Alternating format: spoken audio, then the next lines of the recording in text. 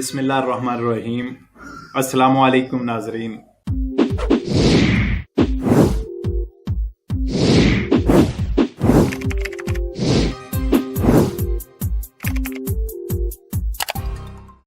और बेहतरीन खबर जो कि आने जा रही है आप सब के लिए वो है डिक्रेटो सोस्टेनियो बिस।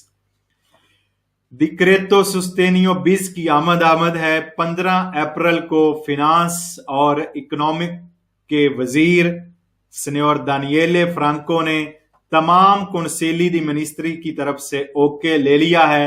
उनको तमाम मिनिस्टरों की तरफ से ओके मिल गया है।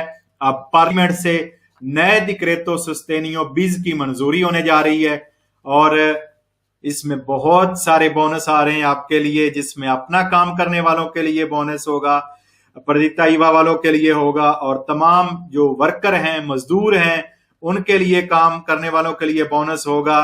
जो फैमिलियां हैं, खानदान हैं, उनके लिए भी ये बोनस होगा और इसकी रकम जो है वो 40 मिलियार्डी यूरो रखी गई है।